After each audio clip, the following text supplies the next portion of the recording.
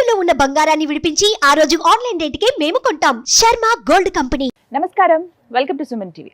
ఇవాళ మనతో పాటు ప్రణవానంద ప్రభుజీ ఉన్నారు. సుమన్ టీవీ ప్రేక్షకులకు ఎంతో సుపరిచితులు వారు. ప్రత్యేకించి ఆ శ్రీకృష్ణ పరమాత్ముడి గురించి, వారి లీలల గురించి అనేక మాధ్యమాల్లో వారు చెప్పే విధానం కానీ, వారు చెప్పినటువంటి ప్రవచనాలు, వారి మాటలు విని ఎంతోమంది వాళ్ళ జీవితాల్లో చాలా మార్పులు చేసుకున్నారు. అయితే ఎప్పుడు సాధారణంగా ఇంటర్వ్యూ లాగానే వారితో కార్యక్రమం ఉండేది. అయితే ఇప్పుడు కొంతమంది వారిని కొన్ని ప్రశ్నలు అడగాలని ఇష్టపడ్డారు. అయితే వాళ్ళలో కొంతమందిని మేము సెలెక్ట్ చేసాం. ఎంతో మంది వారితో మాట్లాడాలని తాపత్రయపడ్డారు, మమ్మల్ని అడిగారు వారి నెంబర్ అని చెప్పి. అయితే కామెంట్స్ రూపంలో వాళ్ళు అడిగిన క్వశ్చన్ ఎప్పుడు నేను ప్రణవానంద ప్రభుజీ ముందు ఉంచేదాన్ని. బట్ ఇప్పుడు డైరెక్ట్గా అడిగేందుకు కొంతమంది ఆడియన్స్తో పాటు ఈ కార్యక్రమాన్ని ఏర్పాటు చేశాం. ఒకసారి ప్రభు గారితో మాట్లాడి, అలాగే వీరందరితో పాటుగా అసలు ఈ కార్యక్రమం ఎలా ఉండబోతుందో ఆద్యంతం మీరు తిలకిస్తారని ఆశిస్తూ ఈ కార్యక్రమాన్ని ప్రారంభిద్దాం. హరే కృష్ణ ప్రభుజీ, ఎలా ఉన్నారు? చాలా సంతోషం. చాలా రోజుల తర్వాత మాట్లాడుతూ ఉన్నాము. మీరు కూడా చాలా బిజీగా ఉన్నారని విన్నాము. అలాగే వివిధ దేశాలలో కృష్ణ భక్తి గురించి, అలా కృష్ణుడి లీలల గురించి మీరు ప్రవచనాలు ఇస్తూ ఉన్నారు. ఆస్ట్రేలియా వెళ్ళి ఉన్నారు రీసెంట్గా, తెలుసుకున్నాము. ఎలా ఉంది మీ ప్రస్తుతం మీ జర్నీ, ఎలా సాగుతోందండి? చాలా బిజీగా సాగుతుంది. ఒక ప్రోగ్రామ్ తర్వాత ఇంకో ప్రోగ్రామ్, ఒక ప్లేస్ తర్వాత ఇంకో ప్లేస్, ట్రావెలింగ్ ఎక్కువగా అవుతుంది అనమాట. సో సమ్హౌ ఇప్పుడు భగవంతుడు ఆ సేవని ఇస్తున్నారు, చేస్తున్నాం. అలాగే ఇవాళ ప్రత్యేకం ఏంటంటేనండి, ఎప్పుడు సింగిల్గా నేను ఉంటాను, ఒక యాంకర్గా నేను కొన్ని ప్రశ్నలు అడుగుతాను, మీరు వాటికి సమాధానాలు ఇస్తూ ఉంటారు. వ్యూవర్స్ అడిగిన కొన్ని క్వశ్చన్స్ కామెంట్స్ రూపంలో ఉన్న వాటిని మాత్రమే మీ ముందు ఉంచాను. కానీ ఇవాళ మీ వీడియోస్ చూసి చాలా వరకు పరివర్తన చెందినటువంటి కొంతమందిని తీసుకొచ్చాను. వీళ్ళు ఏంటంటే చాలా సందేహాలు ఉన్నాయి మాకు, మేము డైరెక్ట్గా ప్రభుజీతో మాట్లాడాలనుకుంటున్నామని ఎప్పటి నుంచో అడుగుతున్న వాళ్ళే. సో అలా కొంతమంది మాత్రమే, చాలామంది అలా నాకు ఎప్పుడు ప్రోగ్రామ్కి వెళ్ళినా, ఈవెన్ నేపాల్కి వెళ్ళినా కూడా మమ్మల్ని చాలామంది పలకరించి మరి అడుగుతూ ఉన్నారు, ఇలా ప్రణవానంద గారితో ఇంటర్వ్యూస్ చేస్తారు కదా, మేము వారితో మాట్లాడాలనుకుంటున్నాం, ఎలా అని చాలామంది. బట్ మీ సందేహాలు ఏంటో చెప్పండి, మీ తరపున నేను అడుగుతానని చెప్పి ఎప్పుడు వాళ్ళకి చెప్తూ ఉంటాను. అలా చాలా క్వశ్చన్స్ ఇవాళ నేను ప్రత్యేకంగా అడిగే కన్నా ఇక్కడ ఉన్నటువంటి ఆడియన్స్ ఎవరైతే ఉన్నారో వీళ్ళు అడుగుతారు. మరి స్టార్ట్ చేద్దామండి? తప్పకుండా. అలాగే, ముందుగా గురుగారు నమస్కారం, నా పేరు శివ. నా క్వశ్చన్ ఏంటంటే, ఇప్పుడు అనేక టెంపుల్స్కి మనం చాలా డబ్బులు ఇన్వెస్ట్మెంట్ చేస్తాం. ఇప్పుడు టెంపుల్స్కి డబ్బులు ఇన్వెస్ట్ చేసే బదులు ఎంతోమంది వృద్ధాశ్రమాలు ఉన్నారు, హాస్పిటల్స్ ఉన్నాయి, వాటికి డబ్బులు పెట్టవచ్చు కదా, టెంపుల్స్కి ఎందుకు పెట్టాలి? చాలా మంచి ప్రశ్న. ఇప్పుడు రోడ్డు మీద వస్తుంటే చాలామంది అన్నదా వాళ్ళు ఉన్నారు, వాళ్ళకు కూడా పెట్టచ్చు కదా, దీనికి పెట్టే ఇన్వెస్ట్మెంట్. చాలా మంచి ప్రశ్న అడిగారు. మీరు ఎప్పుడైనా ఇదే ప్రశ్న ఎవరైనా మాల్ కడుతున్నప్పుడు వాళ్ళకి వెళ్ళి చెప్పారా? ఎందుకు ఇంత మాల్ కడుతున్నారండి, మీరు ఒక 3,000 కోట్లు 4,000 కోట్లు మీ బిజినెస్లో ఇన్వెస్ట్ చేయటం కంటే చక్కగా అందరికి పేదలకు పనిచేయచ్చు కదా అని మీరు ఎప్పుడైనా అన్నారా? లేదు. ఎవరైనా 1,000 కోట్ల బడ్జెట్ మూవీ తీస్తుంటే, మరి మేము అందరం ఏం పర్వాలేదు, నువ్వు మూవీ తీయకపోయినా పర్వాలేదు, నువ్వు ఆ 1,000 కోట్లు దానం ఇచ్చేయి అని ఎవరైనా చెప్తారా? ఓకే. కానీ కేవలం దేవాలయానికి వచ్చినప్పుడే ఎందుకు మనం పనిచేయాలి? మిగతా ఎవ్వరు పంచినప్పుడు దేవాలయం దేవుడి దగ్గరికి ఎందుకు ఈ ప్రశ్న వస్తుంది? ఇప్పుడు హాస్పిటల్కి వెళ్తే మన రోగాలు, శరీరానికి ఉన్న రోగాలన్నీ హాస్పిటల్ తీసేస్తుంది, అవునా? తీయచ్చు, తీయకపోవచ్చు, కానీ జేబు అయితే ఖాళీ అయిపోతుంది. అవును. కానీ ఆలయానికి వచ్చినప్పుడు, ఆలయము దీన్ని మనం సంస్కృతంలో అన్నామనుకోండి, తెలుగులో కూడా మందిరము అని అంటాం, అంతేనా? హాస్పిటల్ ఎలా అయితే మన శరీరానికి చికిత్స చేస్తుందో, మందిరం మన మనసుకి చికిత్స చేస్తుంది. ఓకే. మీరు ఎప్పుడైనా మీ జీవితంలో ఏదైనా బాధల్లో ఉన్నా, లేదా ఏదైనా కష్టాల్లో ఉన్నా, ఏదైనా మనసు కొద్దిగా ఏమంటాం డిప్రెషన్లో ఉన్నట్టుగా లోగా ఫీల్ అవుతున్నప్పుడు మీరు ఎప్పుడైనా గుడికి వెళ్ళి దేవుడికి దండం పెట్టుకుంటే మీకు మంచిగా అనిపించింది అనే అనుభవం మీకు ఎప్పుడైనా ఉన్నదా? ఉందండి. ఉందా? మీకుందా పర్సనల్గా? దానికోసమే గుడి కావాలి. ఓకే. మందిరము అని అంటే మనస్సుకి చికిత్స చేసే ఒక వ్యవస్థ. ఓకే. ఒక ఆలయం వల్ల, ఇప్పుడు సపోజ్ అయోధ్యలో రామాలయం అనుకుందాం, కొన్ని కోట్ల డబ్బులు కట్టి ఆ అయోధ్య రామాలయం నిర్మాణం అయింది. ఇప్పుడు మీకు ఒకటి తెలిసిన, వరల్డ్లోనే అత్యంత విజిటెడ్ ప్లేస్గా అయోధ్య మందిరం మారబోతుంది. ఎంతమందికి జీవన ఉపాధి, ఎంతమంది కార్మికులు పనిచేశారు, ఎంతమంది ఇంజనీర్లు, ఎంతమంది ఆర్కిటెక్ట్స్, ఎంతమంది బిజినెసెస్ చేస్తున్నారు. ఇప్పుడు ఎయిర్పోర్ట్ వ్యవస్థ, ఎకానమీ ఎంత పెరిగింది అక్కడ. అది కేవలం ఒక మందిరం అనేది ఏదో అవసరం లేని ఇన్వెస్ట్మెంట్ కాదండి. మన అలా ఉండుంటే మన రాజులు అంతంత కష్టపడి ఎందుకు మందిరాలు నిర్మించారు పూర్వకాలంలో? ఓకే. సినిమా థియేటర్ నిర్మించుంటే అయిపోయేది కదా, మనందరం హాయిగా సినిమాలు చూసేవాళ్ళు. సినిమాకి వెళ్ళి చూసి బయటకు వచ్చాక ఏ మోటివేషన్ రాదు, మనకి డిప్రెషన్ వస్తుంది. అనవసరంగా డబ్బులు తగిలేసాం ఈ సినిమాకి అని. కానీ గుడికి వెళ్ళి వచ్చినప్పుడు ఎప్పుడు మనకు అలా అనిపించదండి. మందిరము అని అంటే ఎక్కడైతే భగవంతుడు కొలువై ఉంటారో ఆ స్వామి యొక్క శక్తి, ఒక టెంపుల్. ఇప్పుడు తిరుపతి వెళ్ళారు గీతాంజలి గారు, దర్శనం చేసుకొని వచ్చారు. వెంకటేశ్వర స్వామి హుండీలో డబ్బులు ఇస్తున్నారు. ఎన్ని అద్భుతమైన కార్యక్రమాలు వాటితో చేస్తున్నారు, ఎన్ని లక్షల మందికి అన్నదానం చేస్తున్నారు, ఎన్ని లక్షల మందికి వైద్యం అందిస్తున్నారు, ఎన్ని ఇన్స్టిట్యూషన్స్ నడుస్తున్నాయి, ఎంతమంది ఎంప్లాయీస్ పనిచేస్తున్నారు టీటీడీలో. అవునా కాదా చెప్పండి. కాబట్టి everything has its own role to play. ఇప్పుడు మనం అడిగామనుకోండి, పార్లమెంట్ ఎందుకు తీసేయచ్చు కదా, కొత్త పార్లమెంట్ కట్టడం ఎందుకు, డబ్బులు పంచేయండి. దేనైనా పంచేయచ్చు, ఆ పంచడం మనతో స్టార్ట్ అవ్వాలి. ఇప్పటి నుంచి ఏం చేయాలి అంటే, ఇలా ప్రశ్న అడిగే వాళ్ళందరూ వాళ్ళ జన్మదినోత్సవాలని యానివర్సరీలని అవి ఇవి చేసుకోవటం ఆపేసి ఫస్ట్ ఆ డబ్బుల్ని పంచండి, దాని తర్వాత భగవంతుడి దగ్గరికి వద్దురు. కానీ మా స్వామి ఏమన్నాడుగా పాపం, ఇలానే నవ్వుతుంటూ ఉంటాడు కాబట్టి అందరూ దేవుడిని టార్గెట్ చేయడానికి ప్రయత్నం చేస్తారు. అదే పక్కన వాడికి వెళ్ళి, రే నువ్వు ఇంత పెద్ద బర్త్డే పార్టీ ఎందుకు చేస్తున్నావు, అవసరం లేదు, నీ డాటర్ ఫస్ట్ బర్త్డే చేయటం అని అన్నారనుకోండి, లాగా ఒక్కటి పీకుతాడు. కాబట్టి మనం జాగ్రత్తగా ఉంటాం అక్కడ. కాబట్టి మందిరము అనేది చాలా ముఖ్యమైన ప్రదేశం. మన సనాతన ధర్మానికి కేంద్రం మందిరాలు అన్నమాట. వాటిని చక్కగా మనం నిర్మింపజేయాలి. మందిరం ఏదో భగవంతుడు పూజలు చేసే ఒక ప్లేస్ కాదండి. అది వ్యక్తులు వెళ్ళినప్పుడు ట్రాన్స్ఫర్మేషన్ని కలిగించే ప్లేస్, మార్పుని, మనస్సు యొక్క మార్పు. దాంతోపాటు మీరు చూసారనుకోండి, మందిరంలో సర్వీస్, ఎంగేజ్మెంట్ ఎన్నో ఉంటాయి. కాబట్టి మందిరము అనేది మన సనాతన ధర్మానికి కేంద్ర బిందువు. ఓకేనా? ఓకే, సంతోషం, థ్యాంక్ యూ. చాలా మందిరాలను మనం ఇప్పుడు చూస్తున్నామండి, బాగా డెవలప్ అయినవి. అయితే దీనికి రిలేట్ చేస్తూ చాలామంది ఇంకొక క్వశ్చన్ కూడా అడుగుతుంటారు, అంత పెద్దగా ఆర్భాటంగా ఆలయం కట్టాల్సిన అవసరం ఉంది, ఆలయం కట్టండి కానీ సింపుల్గా కూడా కడితే సరిపోతుంది కదా, ఇంత ఆర్భాటం, అంత హంగు ఆర్భాటాలు ఎందుకు అని అనే వాళ్ళకి మీ సమాధానం? ప్రభుపాదుల వారు అనేవారు, నేను ఒక చిన్న కుటీరంలో కూర్చొని కూడా భజన చేసుకోవచ్చు, కానీ ఒక పెద్ద మందిరం. ఇప్పుడు చూడండి, we want to always expand. ఇప్పుడు సుమన్ టీవీ ఒక్కొక్క చిన్న చిన్న ఊర్లలో కూడా మీరు చేశారు. ఎందుకండి జస్ట్ హైదరాబాద్లో, ఇక్కడ బంజారా హిల్స్, జూబ్లీ హిల్స్లో ఉండే ఒక చిన్న ఆఫీస్లో మేము చేసుకుంటాము, ఎందుకు మనం ఎక్స్పాండ్ చేస్తున్నాం? ఎంత ఎక్స్పాండ్ చేస్తే అంతమంది కనెక్ట్ అవుతారు. కాబట్టి ఆలయం ఎంత వైభవంగా ఉంటే అంతమంది వస్తారు, అంతమందికి ఒక ఉపాధి దొరుకుతుంది. ఇప్పుడు బై నాట్ ఓన్లీ భగవంతుడికే చిన్నది ఇచ్చి మనం ఎందుకు విల్లా కొనుక్కోవాలని చూస్తున్నాం? రాముడేమో చిన్న ఆలయంలో ఉండాలి, మనం మాత్రం 5 bedroom 6 bedroom 8 bedroom 1 floor houses start అయిపోయాయి ఇప్పుడు. అది మనకు కావాలి. మరి మనం లగ్జరీని సాక్రిఫైస్ చేసుకోలేకపోతున్నా, కానీ రాముడికి మాత్రం చెప్తున్నావు, అయ్యా నువ్వు ఆల్రెడీ 500 సంవత్సరాలు టెంట్లో ఉండు, ఇంకా నువ్వు అలానే కంటిన్యూ అయిపో, మేము మాత్రం హ్యాపీగా మేము 3 bedroom 6 bedroom ఫ్లాట్ కొనుక్కొని ఉంటాము. దట్ ఈస్ నాట్ ఫేర్ కదా. కాబట్టి మనకి బెస్ట్ భగవంతుడికి ఇవ్వాలి. యథా తరోర్ మూల నిచేచనేన తృప్యంతి తత్స్కంద భుజోపశాఖ అని భాగవతం చెప్తుంది. ఇప్పుడు చూడండి, ఒక చెట్టు పెరగాలి అంటే మొదట్లోకి నీళ్లు పోయాలి. పోసారనుకోండి, చెట్టు ఆటోమేటిక్గా పెరుగుతుంది కదా, పూలు వస్తాయి, కాయలు వస్తాయి, పండ్లు వస్తాయి. భగవంతుడు ఈ జగత్తుకి మూలం. ఆ స్వామికి మనం సేవ చేయగలిగితే, ఆ స్వామికి కానీ మనం మంచిగా ఫెసిలిటీ ఏర్పాటు చేయగలిగితే, జగత్తుకి మొత్తం కూడా మంచి ఫెసిలిటీ ఏర్పాటు అవుతుంది. అది సీక్రెట్. కాబట్టి ఎలా అయితే మొదల్ని కాపాడుతామో అలా ఆలయాన్ని, భగవంతుడిని కాపాడాలి. అది మన అందరి బాధ్యత. కరెక్ట్. చాలా చక్కగా వివరించారు. నమస్కారం అండి, నా పేరు మహేష్. యాక్చువల్గా మీరు అన్నారు మాల్స్ కట్టడము, మాల్స్ కట్టే బదులు పేదలకు పంచిపెట్టండి ఆ డబ్బులు, అది అని సంథింగ్ ఏదో చెప్పారు. బట్ మాల్స్ అనేది బిజినెస్, గుడి కూడా బిజినెస్. గుడి భక్తులకి బిజినెస్ కాదు, కానీ గవర్నమెంట్కి బిజినెసే కదా. హుండీలలో డబ్బులన్నీ తీసుకొని స్టేట్ బడ్జెట్లో చూడట్లేదా? మీకు వచ్చే సదుపాయాలన్నీ ఎక్కడి నుంచి వస్తున్నాయి? భక్తులు భగవంతుడి కోసం సమర్పణ చేసిన డబ్బులన్నీ వీళ్ళు తీసేసుకొని చేస్తున్నారు. కాబట్టి for a devotee, for a భక్త మనకేమి సంబంధం లేదు, ఆలయం లేదు, భగవంతుడి యొక్క సేవ జరుగుతుందా, భగవంతుడికి అన్ని ఉపచారాలు జరుగుతున్నాయా, స్వామి దగ్గర ప్రవచనములు జరుగుతున్నాయా, ఎంతమంది వచ్చారు, జీవితంలో ఎంతమంది మార్పు చెందింది, దానికోసం ఆలయం ఉన్నది. ఆలయం ఒక హాస్పిటల్. మనం ఎప్పుడైనా ఇంత పెద్ద హాస్పిటల్ ఎందుకు కడుతున్నారు అని అంటామా? ఎందుకంటే పేషెంట్లు అంతమంది ఉన్నారు కాబట్టి పెద్ద హాస్పిటల్ కావాలి.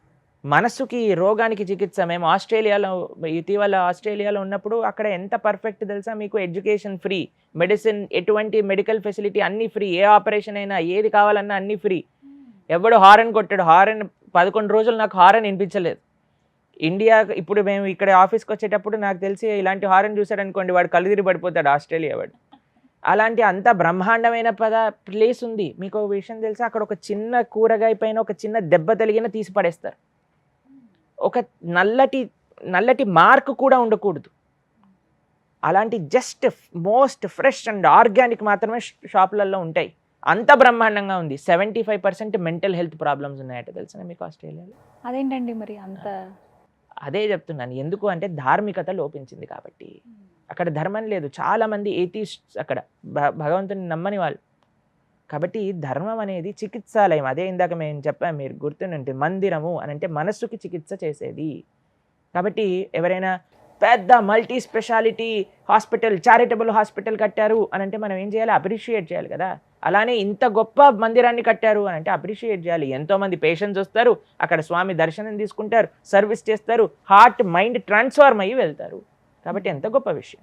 బిజినెస్లా చూస్తున్నారా గుడిని? లేదంటే మీరు అంటున్నారు కదా చికిత్స అంటున్నారు, మరి వెళ్ళినప్పుడు కానుకలు ఎందుకు తీసుకుంటున్నారు? గుడి ఎక్స్పాండేషన్ కోసం కోట్లు పెట్టేసి దాన్ని ఒక రీమోడలింగ్, ఒక డిజైనింగ్గా ఆకట్టుకునే విధంగా ఎందుకు చేస్తున్నారు అదంతా?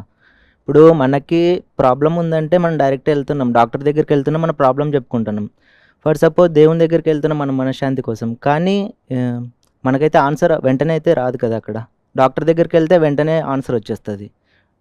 గుడి దగ్గరికి వెళ్తే అంత ఈ ఆర్భాటం చూసి, మల్టీ స్పెషల్ హాస్పిటల్కి వెళ్తే కనుక తను అంత ఇంత ఫీజు తీసుకొని వేసేస్తారు. బట్ గుడికి వెళ్తే కనుక మనం కానుక ఇస్తున్నాం, అది ఫీజు లాంటిది ఆ దేవునికి. భగవంతుడు మిమ్మల్ని వచ్చి అడిగారా నాకు కానుకలు వెయ్యి అని?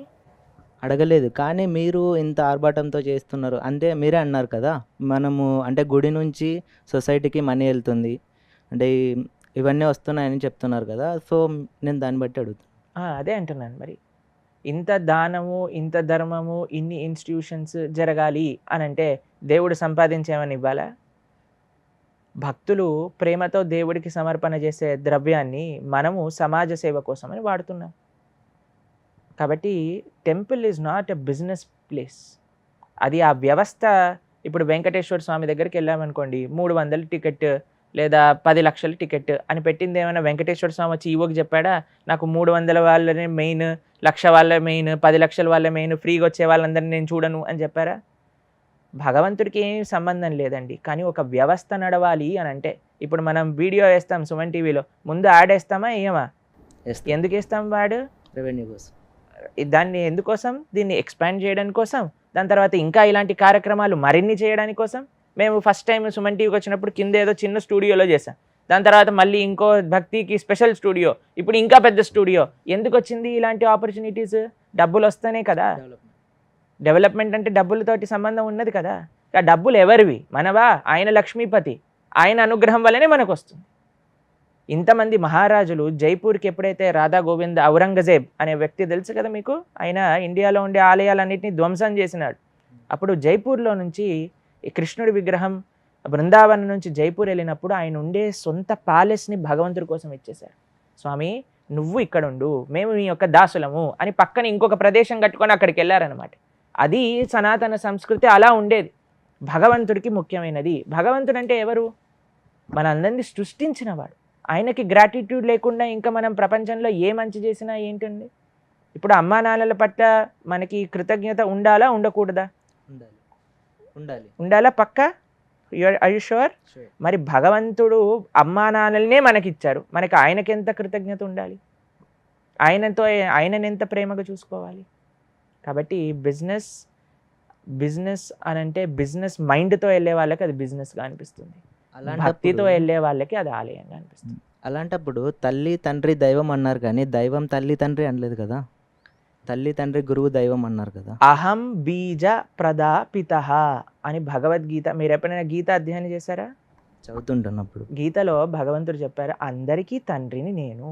అహం బీజ ప్రదాపితః సుహృదం సర్వభూతానాం, I'm the best friend of every living entity అని కృష్ణుడు చెప్పాడు.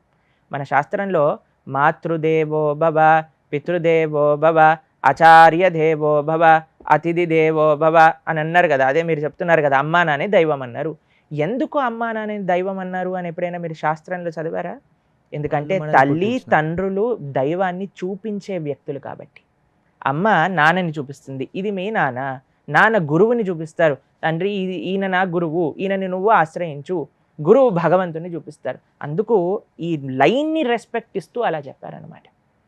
కాబట్టి ఆ రెస్పెక్ట్, ఆ భక్తి, ఆ ప్రేమ అనేది మనకు భగవంతుడి పట్ల ఉండాలి. హరే కృష్ణ. మీ పేరు? సరిత. నమస్కారం గురుగారు. నమస్కారం.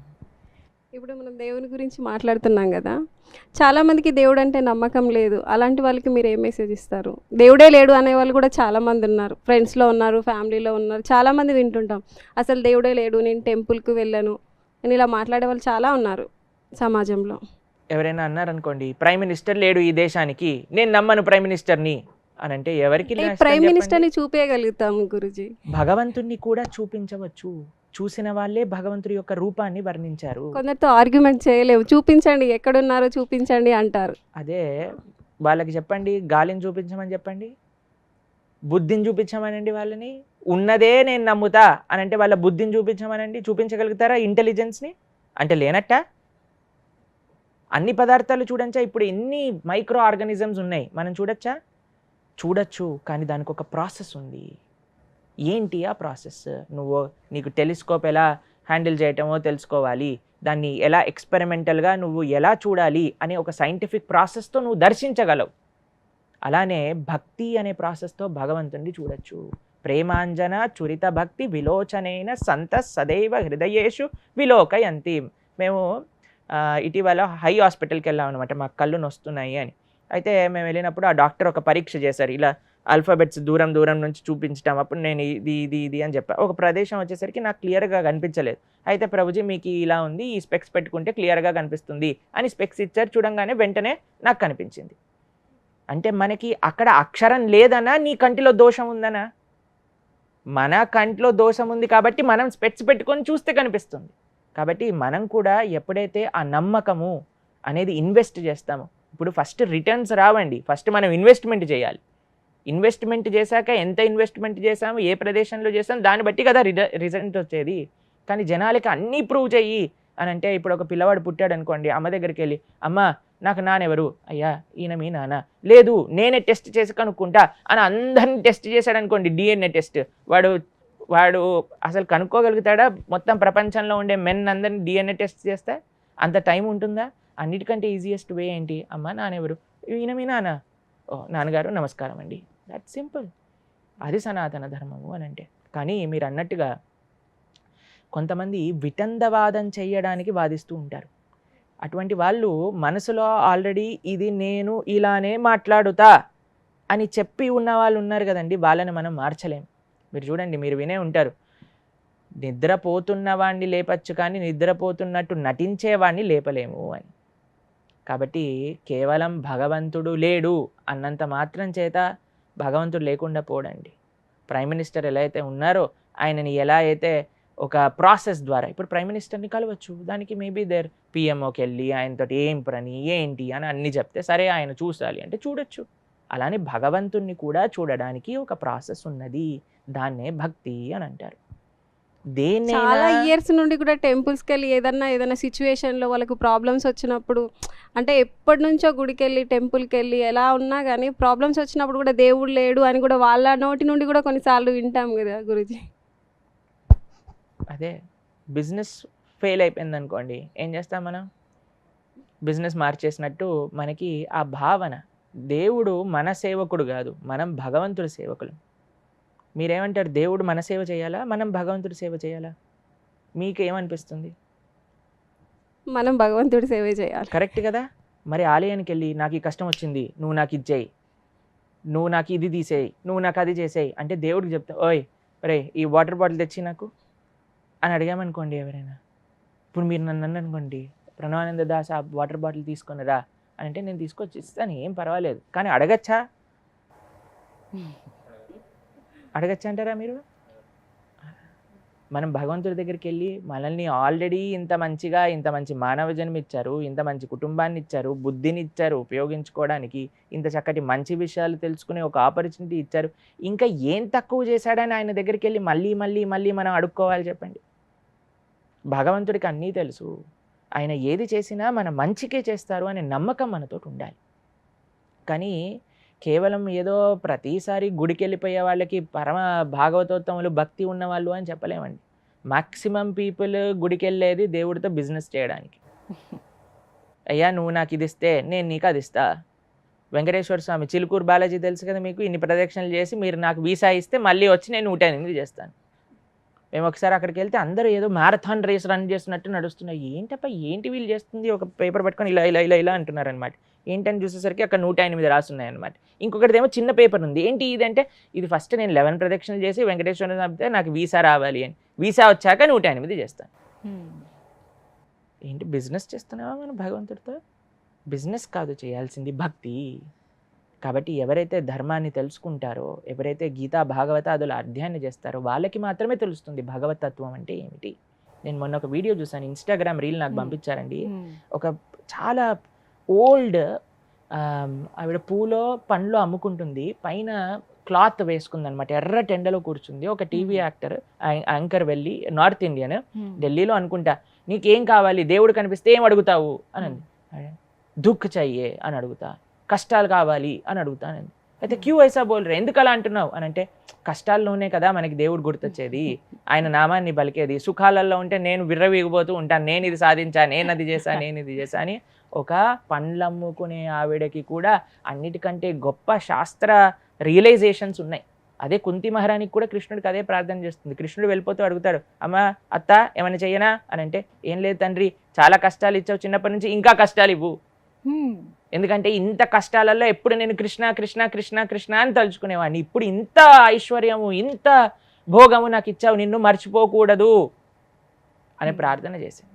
కాబట్టి పీపుల్ షుడ్ బి ఎడ్యుకేటెడ్, వాళ్ళకి తెలియజేయాలి భగవంతుడు ఏటీఎం మెషిన్లా వాడుకునే మెషిన్ కాదు. మనం భగవంతుడి సేవ చేయడానికి ఉన్నాం, కానీ భగవంతుడు మన సేవ చేయడానికి పెట్టుకోవద్దు. నమస్తే గురుగారు, నా పేరు వీర్నాథ్.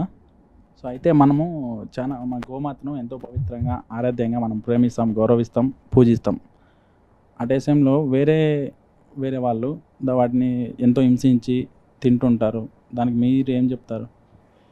మనము గో పరిరక్షణ, సనాతన ధర్మంలో ఉండే ప్రతి ఒక్కళ్ళకి కూడా గో సేవ చేయటము అనేది చాలా ముఖ్యం. గీతాంజలి గారు మా ఆశ్రమానికి వచ్చినప్పుడు చూసారు ఎంత చక్కగా గోశాల ఉన్నది అక్కడ, ఎంత బ్రహ్మాండంగా గోవులకి సేవ జరుగుతుంది అని. అందరికీ నియమంగా, ఎంతమంది వెస్టర్నర్స్ మీరు చూసారు. గీతాంజలి గారు ఉన్నప్పుడు భీమా ప్రభు ఇంకా బృందసఖి మాతాజీ అని వాళ్ళిద్దరు రష్యా నుంచి వచ్చారు. 4 నెలలు మా ఆశ్రమంలో ఉండి కేవలం గోవులకి సేవ చేయడానికి కోసం వస్తారు. 4 నెలలు వాళ్ళ కంపెనీ పనులన్నీ పక్కన పెట్టుకొని. పాశ్చాత్య దేశంలో కూడా ఎంతో ఈ గోసేవ అనేది, కౌ కడ్లింగ్ అనేది ఒకటి స్టార్ట్ అయింది. $500 కడితే ఒక అరగంట సేపు ఆవుని పట్టుకోవచ్చు అన్నమాట. ఇలా ఇవన్నీ మనకి ఒక గో సంరక్షణ చెయ్యాలి అని అంటే ప్రతి ఒక్కళ్ళు కూడా దాంట్లో భాగస్వామ్యం తీసుకోవాలి. మీరు గోశాలకు వెళ్తారా ఎప్పుడైనా? వారానికి ఎన్నిసార్లు వెళ్తారు? వారానికి ఒకసారి వెళ్తాం. ఒకసారి వెళ్తారా? ఇలా ప్రతి ఒక్క సనాతన ధర్మానికి చెందిన వారు వారానికి ఒకసారైనా గోశాలకు వెళ్ళి గోసేవ చేయగలిగితే, గో సంరక్షణ మనకి ముఖ్యము అని చెప్పగలిగితే, గవర్నమెంట్ పైన ప్రెజర్ తెచ్చి గోవధ ఆపించే ప్రయత్నం మనం కానీ చేయగలిగితే అప్పుడు తప్పకుండా రక్షిస్తాం కదండి. కానీ మనకి వీఆర్ నాట్ వరీడ్. ఇప్పుడు ఏదో ఐపీఎల్ నడుస్తుందట, అందరూ ఐపీఎల్ చూడటంలో బిజీగా ఉన్నారా? గోవధ ఎక్కడ జరుగుతుంది, సనాతన ధర్మంలో ఏమవుతుంది, ఎక్కడ విగ్రహాలు పలగొట్టేస్తున్నారు, ఎక్కడ ఆలయాల్లో ఇబ్బంది జరుగుతుంది అనే వాళ్ళు ఎవరైనా ఉన్నారా? సమ్మర్ వస్తే చాలు ఆ డర్టీ ఎంటర్టైన్మెంట్ అన్ని ప్రారంభమే. ఎందుకు మేము డర్టీ ఎంటర్టైన్మెంట్ అంటున్నాం అంటే, ఎంత టైం వేస్ట్ అవుతుంది, దాంతోపాటు ఎంత ఎనర్జీ వేస్ట్ అవుతుంది. మీరు చూడండి, మేము కాలేజ్లో చదువుకునేటప్పుడు ఎప్పుడైతే ఈ ఐపీఎల్ మ్యాచెస్ ఉండేవో పిల్లలందరూ బెట్టింగ్స్ పెట్టేవాడు. దాంట్లో ఎంత డబ్బులు లాస్. వాళ్ళు ఏం అర్న్ చేయట్లేదు కదా స్టూడెంట్స్, అంటే ఆ తల్లిదండ్రులు డబ్బులు పెడతారు. దాన్ని రికవర్ చేసుకోవడానికి అబద్ధాలు చెప్పటం, ఇంట్లో దొంగతనాలు చేయటం, బైక్లు అమ్మేసేయటం, ఇంకా పిచ్చి పిచ్చివి ఎన్నో చేసుకుంటూ డ్రగ్స్ వాటికి వీటికి అలవాటు అయిపోవటం. మీరు చెప్పండి, ఒక ఆలయానికి, ఇందాక మనం చెప్పినట్టుగా ఒక ఆలయానికి వెళ్ళి లేదా ఒక ప్రవచనం విని లేదా ఒక భగవన్నామాన్ని చెప్తూ మారు మనసు పొంది మంచిగా జీవితంలో ముందుకెళ్తున్న వారు ఎంతమంది ఉన్నారు? ఎవరైనా క్రికెట్ మ్యాచ్ చూసి జీవితాన్ని మారిపోయిన వాళ్ళు ఉన్నారా మీకు తెలిసిన? ఎవరైనా లేరు స్వామి. సినిమా చూసి జీవితం మొత్తం మారిపోయింది, ఇంకా నా జీవితంలో నేను ధర్మానికి కట్టుబడి ఉంటాను, ఎప్పుడు నిజాయితీగా ఉంటాను అని సినిమా ఏమన్నా ఇన్స్పైర్ చేయగలుగుతుందా మనల్ని? కానీ ఒక్క ప్రవచనం వినటం వల్ల, మేము గీతాంజలి గారికి తెలుసు మన ప్రోగ్రామ్స్ వినటం వల్ల, మంచి విషయాలు వినటం వల్ల ఎంతమంది జీవితాలలో మంచి మార్గంలోకి ముందుకెళ్తున్న వాళ్ళు, ఎంతమంది సూసైడ్ వరకు వెళ్ళి ఆ ఆలోచన మానుకొని మళ్ళీ తమ జీవితంలో ఉండే బాధ్యతలను సిన్సియర్గా తీసుకున్న వాళ్ళు మనకి 100,000 మంది తెలుసు. కాబట్టి ఒక మంచి పని, ఒక మంచి ప్రవచనం, ఒక మంచి ఆలయం, ఒక మంచి వ్యవస్థ, ఒక సంరక్షణ, మనందరం హిందూ సనాతన ధర్మానికి సంబంధించిన వాళ్ళందరూ కలిస్తే తప్పకుండా గోవధ అనేది మనం ఆపగలుగుతాము. కానీ దాంట్లో ఫస్ట్ స్టెప్ ఏంటో తెలుసా? మనకి గోవుల యొక్క ఇంపార్టెన్స్ తెలియటం. ఇప్పుడు మనం ఇంతమంది ఉన్నాం, ఎంతమంది ఇక్కడ వారానికో 10 రోజులకో గోశాలకు వెళ్ళి గోసేవ చేసేవాళ్ళు ఎంతమంది అంటే ప్రశ్నార్థకమే. అదొక నియమంగా పెట్టుకోవాలి. కాబట్టి ఎంత మనం గోవుకి రెస్పెక్ట్ ఇచ్చి, ఎంత మనం గోవుకి సేవ చేయగలిగితే, మన సాయశక్తుల మీడియా పనిచేయాలి, సాధువులు పనిచేయాలి, జనాలందరూ పనిచేయాలి, అందరూ టుగెదర్గా పనిచేస్తే అప్పుడు మనం గవర్నమెంట్లో మార్పు అనేది తీసుకొని రాగలుగుతాం అనమాట. అందుకే మంచి గవర్నమెంట్ అవసరం మనకి. ఎవరైతే ధర్మానికి కట్టుబడి ఉంటారో, ఎవరైతే ధర్మం కోసం కనీసం ఆలోచిస్తున్నారో అటువంటి వాళ్ళని మనం ఎన్నుకోగలిగితే మన సనాతన ధర్మం ముందుకెళ్తుంది. లేకపోతే మన అందరం చేతులు ముడుచుకొని చూడాల్సి వస్తుంది ప్రపంచంలో ఏం జరగబోతుంది అని. అంటే గోవధకు శాశ్వత పరిష్కారం లేదంటారా? ఉంది. హిందూ జాగరూకం అవ్వాలి, హిందువులు మేల్కోవాలి. ఎప్పుడైతే హిందువు మేల్కొంటాడో అప్పుడు గోవధ తప్పకుండా నిషేధింపబడుతుంది, గో సంరక్షణ అనేది జరుగుతుంది. మీరు ఇందాక ఒక మంచి మాట అన్నారు ప్రభుజీ, ఎంతో కొంత సమయం అయినా మనం గడపగలిగితే బాగుంటుంది అని. వారానికి ఒక్కసారి కానీ, వారానికి 10 రోజులకి 15 రోజులకి కమ్సే కమ్ 1 మంత్లో ఒక్కసారైనా రండి గోశాలకి. ఎన్ని గోశాలలు ఉన్నాయి. మేము చిన్నప్పుడు మేము ఇంటర్మీడియట్ చదువుకునేటప్పుడు మా ఇంటి పక్కనే గోశాల ఉండేదన్నమాట. ప్రతిరోజు వెళ్తూ ఉండేవాళ్ళం. అక్కడ లక్ష్మి, సరస్వతి 2 ఆవులు ఉండేవి. వాళ్ళిద్దరికి రోజు మేము ఏదో ఒకటి తినిపించటము, తర్వాత అక్కడ ఉండే క్లీనింగ్ చేయటం, ఏదో ఒకటి. మేము ఆ టైంకి కానీ రాకపోతే అవి ఇలా రెస్ట్లెస్ అయిపోయావు అనమాట. మనం చూడంగానే పరిగెత్తుకుంటూ వచ్చేసేది మన దగ్గరికి. అలా గోసేవ చేసుకుంటాము అని అందరూ ఒక సంకల్పం ఉందనుకోండి, మరి తప్పకుండా ఆ సంరక్షణ అనేది జరుగుతుంది. కాబట్టి first change should come from with in కదా. ఫస్ట్ మనం ఒక్క అడుగు ముందుకేస్తే దాన్ని చూసి భగవంతుడు కూడా రెసిప్రొకేట్ అవుతారు మనతో పాటు. ఖచ్చితంగా ప్రయత్నిస్తాం రోజు. మేము కూడా వారానికి ఒకసారో 10 రోజులకు ఒకసారో గోశాలకు వెళ్ళి గోసేవ చేస్తాం. చాలా మహద్భాగ్యం. నమస్కారం. నమస్కారం గురూజీ, నా పేరు సంగవి. నేను చాలా టెంపుల్స్కి వెళ్తుంటాను. సో ఏంటంటే అక్కడికి వెళ్తే విఐపి టికెట్ ఒకటి ఉంటుంది, నార్మల్ టికెట్ ఒకటి ఉంటుంది కదా సార్. నార్మల్ పర్సన్స్ వెళ్ళడానికి అది 100 విఐపి టికెట్ వాళ్ళకి తొందరగా దర్శనం అవుతుంది, నార్మల్ పర్సన్స్ వాళ్ళకి తొందరగా దర్శనం కాదు. దానికి ఏమన్నా చెప్పగలుగుతారా? మనము కొన్ని ఆలయాల్లో ఆ వ్యవస్థ ఉన్నది, వీ కెనాట్ డినై ఇట్. ఇప్పుడు వెంకటేశ్వర స్వామి దగ్గరికి వెళ్ళామనుకోండి, 300 రూపాయలు స్పెషల్ దర్శనం టికెట్ ఉంటుంది. తర్వాత సామాన్యులు వస్తారు, నడకదారి వాళ్ళు వస్తారు. ఇప్పుడు భగవంతుడి దృష్టిలో అందరు సేమే అండి. ఆయన ఏమి వీళ్ళు 300 వల్ల ఇంకో ఎక్స్ట్రా కృపిస్తా, వీళ్ళు నడుచుకుంటూ వచ్చారా పర్వాలేదులే వీళ్ళని లాస్ట్ చూస్తా, అలా ఉండదు కదండి. స్వామి ఎప్పుడు సేమ్ అనుగ్రహం, అందరికీ ఒకటే విధంగా భగవంతుడు భావన ఉంటుంది. కానీ ఒక వ్యవస్థ, ఇప్పుడు కొంతమంది మేము ఫ్రీ దర్శనానికి వెళ్ళినప్పుడు కొంతమందిని అడిగాం, మీకు ఏదన్నా అంటే ఎందుకోసం మీరు ఫ్రీగా దర్శనం చేసుకుంటున్నారు, 300 టికెట్లు ఎందుకు కొనుక్కోలేదు? మాకేం పర్వాలేదండి, మేము లైన్లో హాయిగా గోవిందనామాలు చెప్పుకుంటాం, ఇక్కడ వేడివేడిగా బిసిబల్లి బాత్ ఇచ్చారు, ఇప్పుడే తిన్నాం, మేము కాఫీ తాగాం, టాయ్ తాగాం, ఇక్కడ పిల్లలు పడుకున్నారు, నేను కూడా పడుకుంటాను, రేపు పొద్దున్న లేచి స్నానం చేసి దర్శనానికి వెళ్తాం. అంటే మీకేమి కష్టం కలగట్లేదు కదా? కష్టం ఏముంది, ఇంత బ్రహ్మాండంగా ఉంది, దేవుడి సన్నిధిలో గలపగలుగుతున్నాము అని కొంతమంది చెప్పినారు నాకు. దాంతోపాటు కొంతమందికి ఇబ్బంది అవుతుంది. సపోజ్ కొంతమంది ఫస్ట్ విఐపీలు అందరినీ పంపించేశారు, దాని తర్వాత ఈ వ్యవస్థ ఎక్కడ లేదు చెప్పండి. మీరు ఎప్పుడైనా క్రికెట్ చూడడానికి వెళ్ళారనుకోండి, విఐపీ సీట్లను ఉంటాయి, ఫ్రంట్ కారిడార్ సీట్లను ఉంటాయి. సినిమా థియేటర్కి వెళ్ళారా మీరు, రిక్లైనర్ సీట్లు ఉంటాయి, బాల్కనీ థియేటర్ సీట్లు ఉంటాయి. అందరికంటే తక్కువ పెట్టిన వాడి ఫస్ట్ సీట్ ఇస్తాడు, వాడు ఇలా చూడాలి సినిమాని. అందరికంటే ఎక్కువ కాస్ట్లీ టికెట్స్ అన్ని కొద్దిగా వెనకాల ఉంటాయి, అక్కడ నుంచి హ్యాపీగా వాడు రిలాక్స్ అయ్యి చూస్తూ ఉంటాడు. అన్ని చోట్ల ఉన్నది కదా ఈ సిస్టమ్. ఆ సిస్టమ్ని మరి దేవుడి దగ్గర ఎందుకు, అన్యాయం కదా అని చాలామందికి మనసులో బాధ వస్తుంది. కానీ మీరు చూసారనుకోండి, కొంతమందికి సమయం ఉంటుంది, కొంతమందికి డబ్బులు ఉంటాయి, కొంతమందికి త్వరగా దర్శనం కావాలని ఉంటుంది, కొంతమంది వాళ్ళు చేసే సర్వీసెస్, ఇప్పుడు పొలిటీషియన్స్ ఉంటారు, వాళ్ళు ఎంతసేపు అని లైన్లో ఉంటారు, వాళ్ళకి ఇంకా బిజినెస్లు ఉంటాయి కదా, ఏం చేయాలి అని. కానీ ఒక ఓవరాల్ మంచి మూడ్, అని అంటే మీకు కొన్ని ఆలయాల్లో దక్షిణాది ప్రదేశాలలో అలా విఐపి టికెట్స్ ఉంటాయి. మీరు పూరి జగన్నాథ్ వెళ్ళారా ఎప్పుడైనా? అందులో విఐపి లేడు, ఎవ్వడు లేడు, అందరిని వేసి తొక్కేయటం అంతే. అక్కడ ఏం తారతమ్యం ఉండదు, ఎవడు వచ్చినా అదే లైన్లో వెళ్ళాలి, అదే లైన్లో బయట రావాలి. మేము అయోధ్య రామ మందిర ప్రతిష్టకు ఉన్నాం మేము అక్కడ.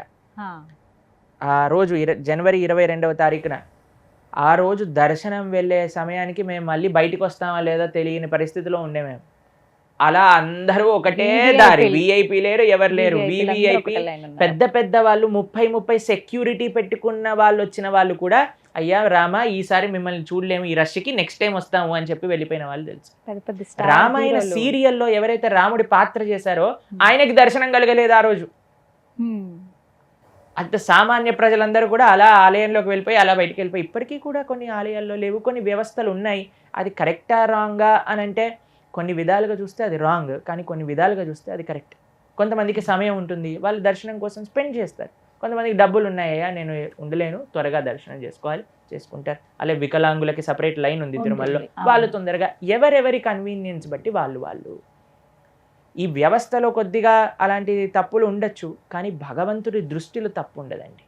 ఆయన విఐపి దర్శనంలో కళ్ళు కొద్దిగా ఇలా పెద్దగా చేసి, ఫ్రీ దర్శనంలో కొద్దిగా కళ్ళు కింద చేసి, ఆయన ఏదో బిజీగా పద్మా వీళ్ళు ఫ్రీ వాళ్ళే, పద్మావతి నువ్వు చెప్పు, అలా ఏమి ఉండదు ఆయన దగ్గర.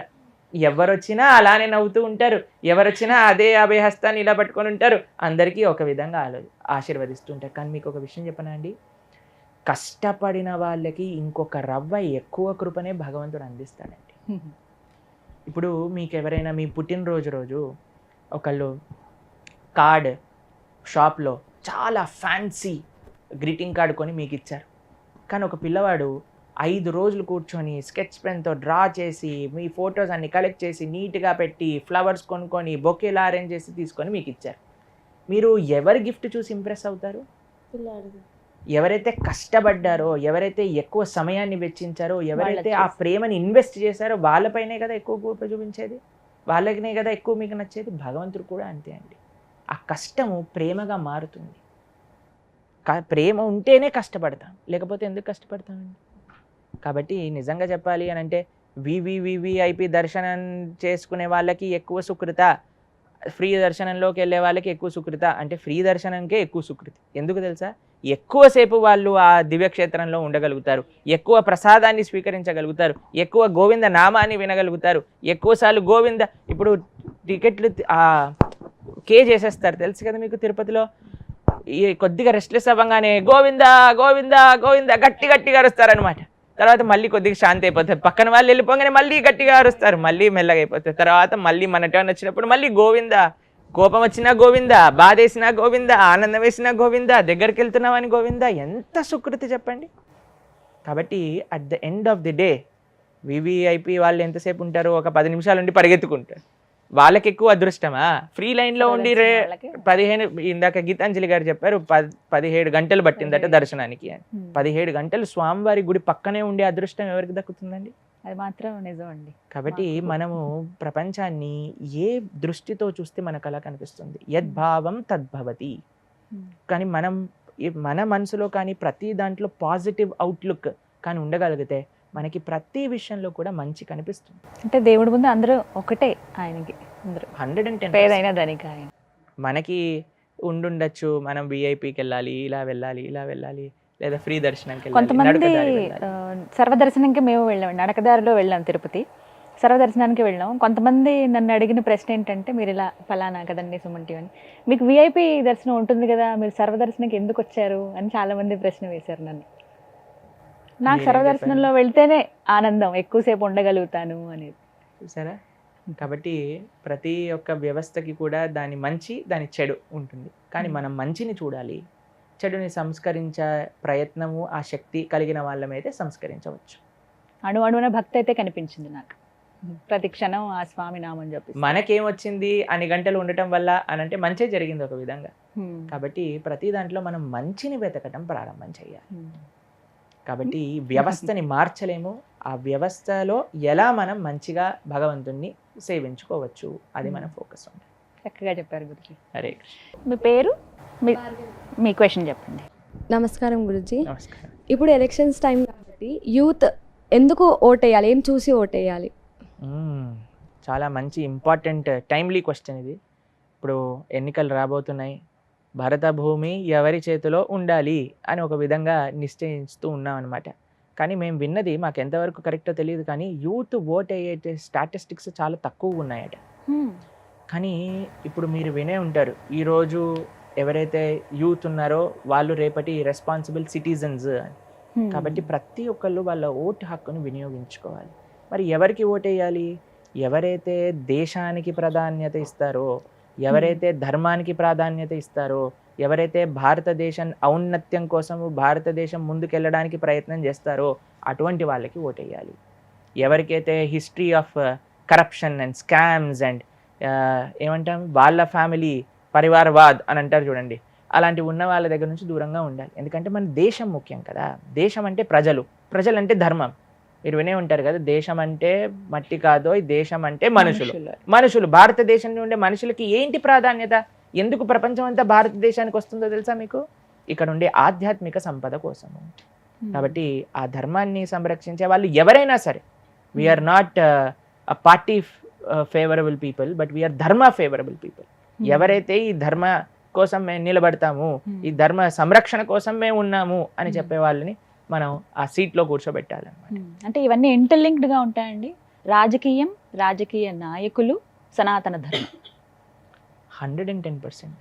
రాజుకి చాలా రెస్పాన్సిబిలిటీ ఉంది ప్రజల్ని ఒక మంచి మార్గంలోకి తీసుకెళ్ళడానికి. ఇప్పుడు మరి ఎగ్జాంపుల్ చెప్తాను, మన ప్రధానమంత్రి నరేంద్ర మోదీ గారు ఉన్నారు. ఆయన ప్రొద్దునపూట 5 గంటలకు వెళ్ళేసి చక్కగా వ్యాయామం చేసి యోగాసనాలు చేస్తూ ప్రొద్దున నుంచి రాత్రి 10 గంటల వరకు పనిచేస్తారట ఆయన. ఎంత నిష్ట! మేము ఇంతకుముందు ఎవరైనా మాకు అంటే కొన్ని సంవత్సరాల ముందు ఏం చెప్పేవాళ్ళం అంటే, ప్రభుజీ మేము రాలేం ప్రభుజీ టెంపుల్కి, బిజీగా అని అంటే మేము అనేవాళ్ళం, ఏమన్నా ప్రైమ్ మినిస్టర్వా నువ్వు అని అనేవాళ్ళం అనమాట. కానీ ఇప్పుడు మన ప్రైమ్ మినిస్టర్ని చూసాను అనుకోండి, ఎప్పుడు ఏదో ఒక గుళ్ళో కనిపిస్తూ ఉంటాడు. రామేశ్వరం తర్వాత నాసిక్, నాసిక్ తర్వాత శ్రీరంగం, శ్రీరంగం తర్వాత గురువాయూర్. ప్రైమ్ మినిస్టర్ వెళ్ళినప్పుడు మనకెందుకు వెళ్ళలేము చెప్పండి? Prime minister also has time to go to temple and visit. ఎప్పుడు ఏదో ఒక ఆధ్యాత్మిక కార్యక్రమంలో చూస్తుంటాం మనం నరేంద్ర మోదీ గారిని, మీరు చూస్తుంటే. కాబట్టి ఎవరైతే ధర్మం పట్ల, ఎవరైతే దేశం పట్ల ఒక కర్తవ్య నిష్ఠ పెట్టుకుంటారో ఇంకా ఏది కాదండి.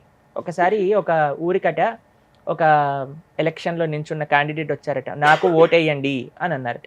అయితే వీళ్ళు అన్నారు, అయ్యా మేము లాస్ట్ టైము ఓటేయమని చెప్పావు, వేసాం, మళ్ళీ ఇంకోసారి ఓటేయమన్నావు, వేసాం, మూడోసారి ఇప్పుడు వచ్చి అడుగుతున్నావు, కానీ నా ఊరికి ఏం చేయలేదు, నువ్వు ఎందుకు వేయాలి నీకు అని అన్నారట. అయితే ఈ పొలిటీషియన్ అన్నారట, ఫస్ట్ టైం మీరు నాకు ఓటేసినప్పుడు నాకు ఎంతైతే డబ్బులు కావాలో అంత సంపాదించి పెట్టుకున్నా, రెండోసారి మీరు నాకు ఓటేయడానికి ఎప్పుడైతే వచ్చారో, ముందుకు ఓటేసి గెలిపించారో, నా బంధు మిత్ర పరివారానికి ఎంతైతే డబ్బులు కావాలో అన్ని సంపాదించి పెట్టాను, మూడోసారి మీరు నాకు ఓటేశారనుకోండి మీ గురించి ఆలోచిస్తాను, లేదా నన్ను కాకుండా వేరే వాడిని ఓటేశారనుకోండి వాడు కూడా ఫస్ట్ టర్మ్లో వాడి గురించి ఆలోచించుకుంటాడు, సెకండ్ టర్మ్లో వాళ్ళ కుటుంబం కోసం ఆలోచిస్తాడు, మళ్ళీ థర్డ్ టర్మ్లో మీ గురించి ఆలోచిస్తారు. ఇంత లాంగ్ ప్రాసెస్ కావాలా మీకు? నాకు ఓటేస్తారంటే అయ్యా మీకే ఓటేస్తామని చెప్పారు. కాబట్టి అలా స్వార్థం కోసం, వ్యక్తిగత విషయాల కోసం ఎవరైతే, ఇట్స్ వెరీ ఆబ్వియస్, అందరికీ తెలిసిపోతుంది ఎవరికి దేశం ముఖ్యము, ఎవరికి యొక్క సొంత జేబులు నిండటం ముఖ్యము అని. ప్రతి ఒక్కళ్ళకి media is not hidden from anybody.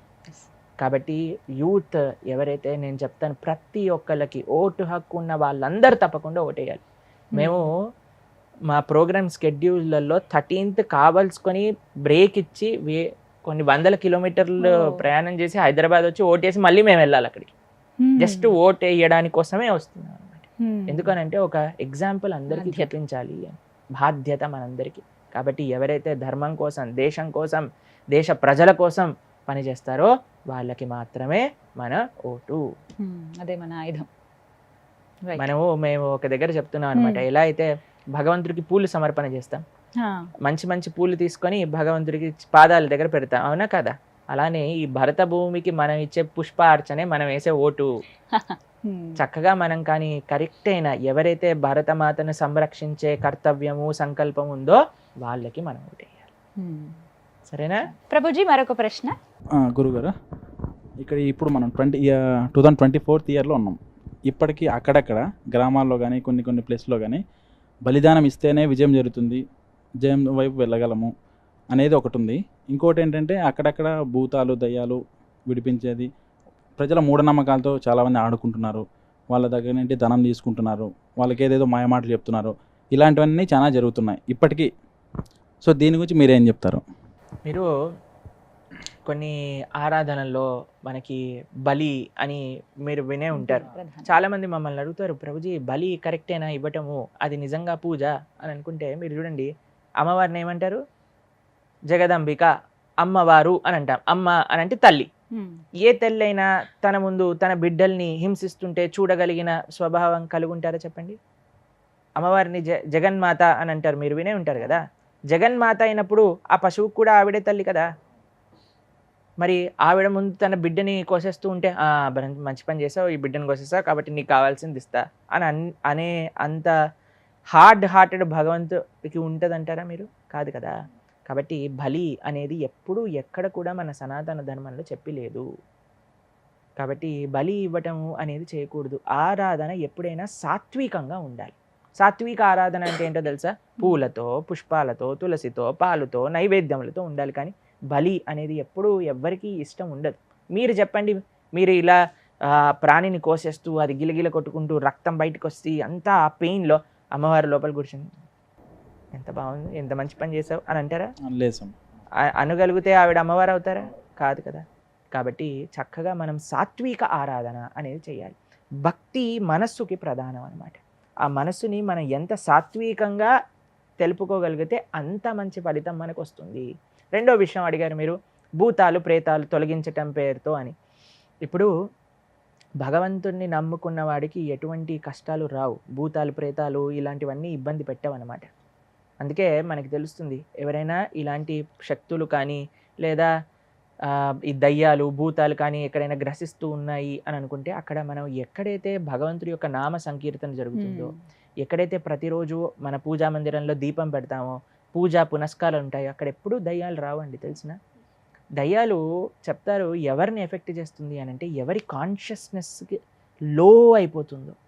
అంటే చెడు ఎప్పుడు కూడా డార్క్నెస్లో ఉండటం అన్నీ. ఒకరు చెప్పారు మాకు, ప్రభుజీ ప్రొద్దున నుంచి మాకు ఒక అలవాటు అండి, దయ్యం సినిమాలు చూస్తాను, రాత్రి ఏమో పడుకున్నప్పుడు చాలా భయం అవుతుంది, అప్పుడు నేను కృష్ణ కృష్ణ అనుకుంటే కృష్ణుడు కాపాడట్లేదు, నా భయం పోవట్లేదు అని. నేనన్నా ఒకసారి నీ మంచం కింద చూడండి, అప్పుడు మీకు తెలుస్తుంది ఎవరున్నారు అని. అదేంటి మీరు కూడా నన్ను ఇలా భయపడుతున్నారు అంటే, ప్రొద్దున నుంచి నువ్వు దయ్యాల సినిమాలు చూస్తావా, రాత్రి కృష్ణుడు వచ్చి కాపాడాలా, ఆయనకి ఇంకేం పని లేదా? ఫస్ట్ దయ్యాల సినిమాలు చూడటం ఆపేసాయి భయపడకుండా ఉండిపోవడానికి.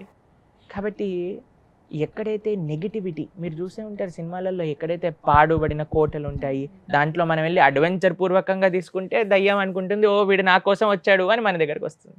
అంతేకాని మనం ఎప్పుడు పాజిటివ్ ఎన్వైరన్మెంట్లో ఉండగలిగితే, తిలకం పెట్టుకొని, ఇప్పుడు చాలామందికి ఫ్యాషన్ ఏంటంటే బొట్టు వాళ్ళకి అనిపిస్తుంది, బొట్టు పెట్టుకుంటే ఏమవుతుంది, అరే ఎవరేమంటారు. మేము కాలేజ్లో ఇంజనీరింగ్ చదువుకునేటప్పుడు నిర్మొహమాటంగా బొట్టు పెట్టుకొని వెళ్ళేవాళ్ళం స్కూల్కి, కాలేజ్కి. అయితే పొడుగు బొట్టు పెట్టుకొని వెళ్ళేవాళ్ళు. మాకు ఎప్పుడు ఎవరు ఏమనలేదు, మమ్మల్ని ఎవ్రీబడి వుడ్ రెస్పెక్ట్ మా కట్టుబాటుని చూసి. తర్వాత ఒకసారి మేము ఏదో తొందరలో ఉన్నాం, ఎగ్జామ్ ఉంది, నేను బొట్టు పెట్టుకోలేకపోయాను అనమాట. అయితే మాకు క్రిస్టియన్ టీచర్ ఉండేది, ఆవిడ where is that red line on your face అని అడిగేది అనమాట. బొట్టు ఏంటి ఈరోజు పెట్టుకోలేదు అని అంటే, ఏదో హరిలో వచ్చేసి no no no no you should put that red thing always అని అనేది అనమాట మమ్మల్ని. కాబట్టి మనం ఎవ్వరికి భయపడాల్సిన అవసరం లేదండి. ఎంత మనం పాజిటివ్, మన ఎన్వైరన్మెంట్ని ఎంత నీట్ అండ్ క్లీన్, ఎంత వైబ్రెంట్ అండ్ లైట్ఫుల్ మన మనస్సు ఎక్కడైతే ఉంటుందో, ఎక్కడైతే మనసు భగవంతుడి యొక్క నామాన్ని చెప్పే మనసు ఉంటుందో ఎప్పటికీ రాదు. ఒకసారి మా ఆచార్యులు ఒకరి దగ్గరికి, శ్రీ ప్రభుపాదుల వారి దగ్గరికి ఒక భూతం వస్తుంది అనమాట. ఒకసారి ఆయన జస్ట్ హరికృష్ణ మహామంత్రం చెప్పంగానే ఆ భూతం వెళ్ళిపోతుంది. కాబట్టి ఎక్కడైతే భగవన్నామం ఉంటుందో అక్కడ ఎప్పుడు కూడా నెగిటివ్ ఎనర్జీ అనేది పని చెయ్యదు. కాబట్టి కానీ మనం చాలామంది మోసపోతూ ఉంటారు భయంతో. కానీ అటువంటిది చైతన్యం అనేది కావాలి మనకి. గ్రామ లెవెల్లో కూడా మనం ఏదైతే ఇప్పుడు బాగానే మనం మాట్లాడుకుంటున్నాం, చాలామంది చూస్తూ ఉన్నారు, కానీ గ్రామాల్లోకి వెళ్ళి కూడా ఆ చైతన్యాన్ని మనం నింపాలి. నిజంగా మాకు ఆ కోరిక చాలా రోజుల నుంచి ఉంది. మేము ఒక ప్రణాళిక కూడా చేసాం మా మనసులో. ఏంటి అని అంటే శ్రీకృష్ణ చైతన్య యాత్ర అని తెలంగాణలో ఉండే ప్రతి ఊరికి మనం వెళ్ళి అక్కడ ఉండే వాళ్ళందరితో మాట్లాడి అక్కడ హిందువులను చైతన్యపరచాలి అనే ఒక సంకల్పం ఉంది. ఇంకా భగవంతుడు చూడాలి ఎప్పుడు మనల్ని నెరవేరుస్తారో.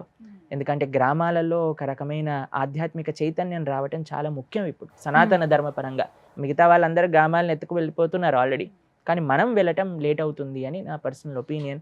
కానీ డెఫినెట్లీ కృష్ణుడి యొక్క దయ ఉంటే తప్పకుండా ఫ్యూచర్లో ఆ ప్రోగ్రామ్ అనేది మనం నెరవేరాలనే కోరుకుంటున్నాం ప్రభుజీ. హరే మీరు కూడా ఒక తప్పకుండా హ్యాండ్ వేయాలి దాంట్లో. అది మా అదృష్టంగా భాగ్యంగా భావిస్తామండి. ధన్యవాదాలు. హరే కృష్ణ. గురూజీ, ఇప్పుడు సహజంగా ఇంట్లో అందరూ దేవునికి ఉపవాసం ఉంటారు. సాటర్డే అని ట్యూస్డే అని ఉపవాసం ఉంటారు. ఇప్పుడు ఉపవాసం ఉండడం వల్ల మన ఉన్నట్టు దేవునికి అనుగ్రహం మనపైన ఏమైనా ఉంటుందా? ఫస్ట్ ఉపవాసము అంటే ఏంటో తెలుసుకోవాలి. ఓకే. ఉపవాసం, ఉప అంటే దగ్గరగా, వాసము అంటే ఉండుట. ఎవరికి దగ్గరగా ఉండుట అని అంటే భగవంతుడికి దగ్గరగా ఉండుట. ఇది ఉపవాసం యొక్క ప్రయోజనం. మరి తిండి ఎందుకు మానేయాలి అని చెప్పారు అని అంటే, మీరు చూడండి ప్రొద్దున లేవంగానే ఏం టిఫిన్ ఈరోజు అనగానే పాపం ముందు రోజు రాత్రి నుంచి ఇడ్లీ పిండి రుబ్బి ఆ ఇడ్లీ పిండిని తీసి దాన్ని ఫ్రిడ్జ్లో పెట్టి ఈరోజు ఇడ్లీ ఒకటేనా, చట్నీ సాంబార్ లేదా, చట్నీ సాంబార్ కూడా చేస్తున్నా, చట్నీ చేసి సాంబార్ చేసి, కారపొడి లేదా, కారపొడి కూడా తెచ్చి 10 ఇడ్లీలు తినేసాక తర్వాత నెక్స్ట్ క్వశ్చన్ ఏముంటుంది, మధ్యాహ్నానికి ఏం వండుతున్నావు, మధ్యాహ్నానికి ఇదండి, మళ్ళీ కూరగాయలు తెచ్చుకోవటం, కట్ చేయటం, వండటం, మళ్ళీ పెట్టడం, తినంగానే ఏమొస్తుంది, కొద్దిసేపు పడుకొని వస్తాను అని పడుకోవటం, మళ్ళీ సాయంత్రం పూట లేసాం కానీ చాయ్ కావాలి, బజ్జీలు కావాలి, అవి కూడా తింటాం, మళ్ళీ డిన్నర్ ఏంటి, డిన్నర్ చేస్తాం, పడుకో. ఎంత సమయం రోజుకి ఈ తిండి గోలలో పోతుంది తెలుసా మీకు?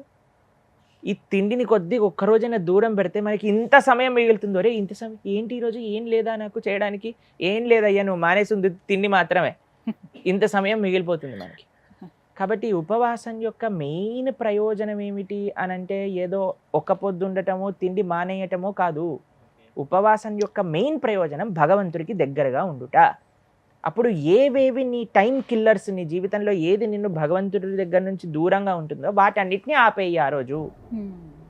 కానీ ఉత్తి తిండి మానేసి ఎప్పుడు పడుకుంటూ ఏంటి గుడికి రావా, లేదు నీరసంగా ఉంది, అసలు నాకేం శక్తి లేదు, వేస్ట్ అయిపోయినట్టే. ఉపవాసం రోజు ఎంత వీలైతే మనం భగవంతుడి దగ్గరికి వెళ్ళి ఆలయంలో దర్శనం చేసుకుంటూ చక్కగా ఇంట్లో భగవన్నామ సంకీర్తన, భాగవతం, భగవద్గీత వినటము, చదవటము, దేవుడికి పూజ చేసుకోవటం, అభిషేకం చేసుకోవటము, గోవుకి సేవ చేయటము, ఇలా కానీ మనం ఏకాదశి కానీ మిగతా ఉపవాసాలు కానీ చేస్తే అప్పుడు మనకి కృప వస్తుంది. కేవలం తిండి మానేయటం వల్ల కృప రాదనమాట.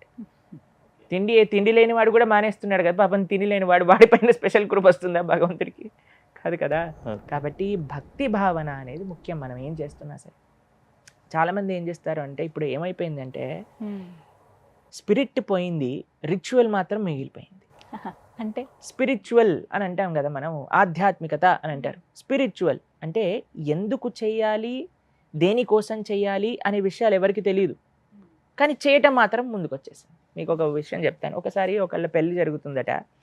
అయితే పెళ్ళికి పిండి పదార్థాలు చేస్తారు కదా అన్నీ. ఒక పిల్లి వచ్చి తింటూ ఉన్నదట. అయితే వాళ్ళ అమ్మకి చాలా విసుకొచ్చిందట, ఈ పిల్లి ఏంటి ఎప్పుడు వచ్చి తింటుంది, ఒక గంప తీసుకొని రారా, దీనికి బోల్తా వేయండి ఈ పిల్లి పైన అని అన్నారు. ఒక వ్యక్తి వచ్చి ఇలా బోల్తా వేశారనమాట పిల్లి పైన, వెళ్ళిపోయింది. అయితే ఈ కూతురికి ఎవరికైతే పెళ్లి చేసిందో ఆవిడికి కూతురికి మళ్ళీ పెళ్లి చేసేటప్పుడు చెప్పిందట, ఒక పిల్లిని తీసుకొని రా, ఒక గంప తీసుకొని రా, దాన్ని బోల్తా వెయ్యి అని. అంటే ఎందుకమ్మా, ఎందుకు అలా చెప్తున్నావు అంటే, మా అమ్మ నా పెళ్లిలో అలా చేసింది కాబట్టి నేను కూడా చెయ్యాలి అన్నదట. కాబట్టి అలా వస్తున్నాయి మనకి ఇప్పుడు అన్నీ కూడా. ఎందుకు చేస్తున్నావు నువ్వు, తెలియదండి మా అమ్మ చేసింది. ఎందుకు చేసావు, మా తాతగారు చెప్పారండి అందుకే చేస్తున్నా. అందుకోసం చేయకూడదు. అసలు ఎందుకు చేయాలి, ఎప్పుడు చేయాలి, ఎలా చేయాలి అని తెలుసుకొని చేస్తే దానికి ఫలితం ఉంటుంది కదండి. లేకపోతే ఈ పిల్లిని బోల్తా వేసినట్టుగా అయిపోతుంది మన పరిస్థితి కూడా. కాబట్టి ఉపవాసము యొక్క మెయిన్ థీమ్ ఏంటి అని అంటే, భగవంతుడికి ఎక్కువ సమయం ఇవ్వటం, ఆధ్యాత్మికంగా ఉండటం. అది ఉపవాసం యొక్క మెయిన్ ఉద్దేశం. ఓకేనా? హరే కృష్ణ. ప్రభుజీ మరొక ప్రశ్న అండి. గురువుగారు, ఇంత చిన్న వయసులో మీరు ధర్మం వైపు వెళ్తున్నారు. మీ వయసులో ఉన్న అదే మీ ఫ్రెండ్స్ కావచ్చు, ఎవరైనా కావచ్చు, ఇప్పట్లో లక్షల్లో సంపాదించి అమ్మ నాన్న బాగా చూసుకుంటున్నారు, సంతోషంగా చూసుకుంటున్నారు. మీరు ధర్మం వైపే వెళ్తున్నారు అంటే ఇంత చిన్న వయసులో మీరు ఇలా ఎంచుకోవడానికి రీజన్ ఏమని చెప్తారా? మేము ఈ చిన్న వయసులో కాదు, మేము 7th స్టాండర్డ్ చదువుతున్నప్పుడు చెప్పాము మా అమ్మ వాళ్ళకి నేను సన్యాసం తీసుకుంటాను అని. అప్పుడు వాళ్ళు అన్నారు, వద్దు నాన్న 10th వరకు చదువు తర్వాత వెళ్ళు అన్నారు. సరే అని 10th పూర్తి చేశాను. తర్వాత చెప్పాను ఇప్పుడు వెళ్ళాలా అని అంటే, ఇప్పుడు వద్దు నాన్న కొద్దిగా ఇంటర్మీడియట్ చదువు అన్నారు. సరే అని ఇంటర్మీడియట్ అయిపోయాక నేను చెప్పా, ఇప్పుడు వెళ్ళొచ్చా సన్యాసం తీసుకోవడానికి, వద్దు ఇంజనీరింగో మెడిసినో ఏదో ఒకటి నీకు నచ్చింది దాని తర్వాత వెళ్ళు. సరే అని ఇంజనీరింగ్ పూర్తి చేశాను. దాని తర్వాత జాబ్ వచ్చింది. దాని తర్వాత అమ్మ నాన్న కొన్ని రోజులు వర్క్ చేశాక చెప్పా, అయ్యా నేను వెళ్ళాలనుకుంటున్న ఆశ్రమానికి, మీకు ఏమన్నా డబ్బులు కావాలంటే సంపాదించి ఇస్తాను, నాకు మీ దగ్గర నుంచి ఒక డబ్బు కూడా అవసరం లేదు, నీకేది ఆనందం అయితే అది చెయ్యి నువ్వు అని చెప్పారు. మా అమ్మ నాన్న ఇద్దరు నన్ను ఫుల్ ఆశీర్వదించి పంపించారు ఆశ్రమానికి. ఇప్పుడు మనం అనుకోవచ్చు, అయ్యో మిగతా వాళ్ళందరూ ఇంత డబ్బులు సంపాదిస్తున్నారు, మా స్నేహితులందరూ ఏమంటారు తెలుసా, మీకు ఫోన్ చేసి, మరి నేను కూడా నువ్వు చెప్పినప్పుడు ఇస్కాన్ క్లాసెస్కి వస్తే ఎంత బాగుండేది, నీ జీవితం ఎంత బ్రహ్మాండంగా, ఎక్కడికి వెళ్ళినా సరే ఎంతమంది మీ మాటల వల్ల ట్రాన్స్ఫార్మ్ అవ్వటం చూస్తున్నాం, కానీ మేము మాత్రం ప్రొద్దు నుంచి రాత్రిక టిక్ టిక్ టిక్ టిక్ అనే కంప్యూటర్ ముందే కూర్చొని కళ్ళండి పాయింట్లు పెరిగిపోయాయి, తల పైనుండి జుట్టు అంతా ఊడిపోతుంది, ఇంకా పెళ్లి కావట్లేదు అని కష్టాలు పడుతున్న వాళ్ళు కూడా చాలామంది ఉన్నారు. ఇప్పుడు మా అమ్మ నాన్న ఇలా అనుకోండి, they are so proud parents. ఏ ప్రోగ్రామ్ అయినా హైదరాబాద్లో వాళ్ళు వస్తారు, వాళ్ళకి ఎక్కడికి వెళ్ళినా సరే, ఓ వీళ్ళు ప్రణవానంద దాస్ గారు అమ్మా నాన్న పదండి స్పెషల్ దర్శనం ఇప్పించాలి అని ఆలయంలోకి తీసుకెళ్ళిపోతారు. కాబట్టి దే ఆర్ సో హ్యాపీ. మొదటిసారి మీరు స్టూడియోకి వచ్చినప్పుడు కూడా మీ నాన్నగారు మా నాన్నగారు ఫస్ట్ టైం ఇంటర్వ్యూ చేయడానికి వచ్చినప్పుడు మా నాన్నగారు వచ్చి దింపి అన్ని చూసుకొని వీడిని బాగానే అన్ని చేస్తున్నారా అని తీసుకెళ్ళి వెళ్ళారనమాట. సో ఇప్పుడు మీకు ఒక విషయం చెప్తారు, మీరు చిన్న వయసు అని అంటున్నారు కదా, ఎవరికి చిన్న వయసు, ఎప్పటికీ చిన్న వయసు? మనం ఎన్ని కోట్ల జన్మలు వెళ్ళిపోయాం ఈ జన్మలో, కానీ మనం వెయిట్ చేస్తే పెద్దగా అయ్యే వరకు ఉంటామో లేదో ఎవరికి గ్యారంటీ ఉందండి. కాబట్టి ఇప్పుడు మనకి సమయం ఉన్నప్పుడు దాన్ని భగవంతుడికి సేవ చేయాలి అని ఒక సంకల్పం ఉండింది మాకు. తర్వాత ఇప్పుడు మీరు ఒక్క విషయం చూడండి, ఇప్పుడు నేను ఈ ఏజ్లో ఉన్నాను కాబట్టి ఇంత తిరగలుగుతున్నా, ఇన్ని ప్రోగ్రామ్స్ చేయగలుగుతున్నా ప్రొద్దున నుంచి రాత్రి దాకా. అదే నేను ముసవాడు అయిపోయాక ఏంటంటే ఇంటర్వ్యూస్ గీతాంజలి గారు పిలుస్తున్నారు అని అంటే అంబులెన్స్ కూడా పక్కన పెట్టు, ఏమవుతుందో లేదో తెలియదు అన్నట్టుగా ఉండాలి. అవునా కాదా చెప్పండి? కాబట్టి మనము నిజంగా భగవంతుడి యొక్క సేవ, ధర్మం యొక్క సేవ, దేశం యొక్క సేవ చేసే జవాన్లు ఉంటారండి. వాళ్ళు ఎప్పుడు వెళ్తారండి ఇంటి నుంచి బయటికి? రిటైర్మెంట్ తర్వాత వెళ్తారా? కార్గిల్లో నించుంటాను నేను ఇప్పుడు గొనుకుతూ అని కాదు. వాళ్ళ యవ్వనం, చిన్న చిన్న పిల్లలు ఉంటారు, అప్పుడే పెళ్ళైన వాళ్ళు ఉంటారు, అయినా సరే నా దేశం ముఖ్యం, నాకు నా దేశ సంరక్షణ ముఖ్యము అని వాళ్ళు ఇల్లు వదిలేసి వెళ్ళిపోతారు. వాళ్ళకి ఏమైనా గ్యారంటీ ఉందో తిరిగి వస్తారని? ఎప్పుడు ఏమవుతుందో ఎవరికి తెలియదండి. ఆ నిష్ఠ, ఆ సంకల్పం ఒక జవాన్లో ఎలా అయితే ఉంటుందో అలానే ఒక సాధువులో కూడా అలానే ఉంటుంది. జవాన్ అనే ఆయన ఎలా అయితే దేశాన్ని పరిరక్షిస్తున్నారో, సాధువు అనేవాడు ధర్మాన్ని రక్షిస్తూ ఉంటారు. కాబట్టి అందరికీ కూడా ఎంత చిన్న వయసులో నుంచి అందరు మాలాగా బ్రహ్మచర్య ఆశ్రమం తీసుకోమని చెప్పటం లేదు, కానీ ఎంతమంది ఎంతవరకు తమ బాధ్యతను నిర్వర్తిస్తూ ధర్మం యొక్క సేవ చేయగలిగితే అంత మంచిది. ముఖ్యంగా యూత్ రావాలి, అదే సంకల్పం. ప్రస్తుత సమాజంలో యువతీ యువకులు వాళ్ళు చేసే చేష్టలు కావచ్చు, ఏదైనా కావచ్చు, వారందరికీ మీరు చూస్తూనే ఉంటారు. మీరు ఇప్పుడు తెలియని వారు లేరు, మీరంటే తెలియని వారు లేరు, చూడని వారు లేరు. సో మీరు ఏదైనా చెప్తే, ఒక మెసేజ్ చెప్తే చాలా రీచ్ ఉంటుంది. సో యువతీ యువకులకు మీరేం చెప్పదలుచుకున్నారు? మేము ఈ ప్రస్తుత సమాజంలో ఎప్పుడైతే యూత్ని చూస్తామో మాకు చాలా కన్సర్న్ అనిపిస్తుంది, చాలా బాధ వేస్తుంది. ఎందుకు అనంటే చాలామంది మంచి వాళ్ళు ఉంటారండి, కానీ వాళ్ళకి మంచిని చూపించే వాళ్ళు తక్కువైపోయారు. మేము చూస్తాం మా క్లాసెస్లో, నిన్నే మాకు యూత్ క్లాస్ జరిగిందని, ఎవ్రీ ఫ్రైడే యూత్ క్లాస్ చేస్తాం. అయితే ఎంత సిన్సియర్గా ఉంటారంటే పిల్లలు, ఎంత డెడికేటెడ్గా వస్తారు, ఎంత డెడికేటెడ్గా వాళ్ళకి వినాలి, గీత భాగవతాల్లో ఏం చెప్పాలి నేను నేర్చుకోవాలి. ఎందుకంటే వాళ్ళు ప్రస్తుత సమాజం అంతా చూస్తున్నారు కదా, ఎలా సమాజంలో ఉండే వాళ్ళందరూ ఎలా బాధపడుతున్నారు, ఎన్ని సుఖాలు వచ్చినా సరే ఎలా వాళ్ళకి సాటిస్ఫాక్షన్ అనేది రావట్లేదు.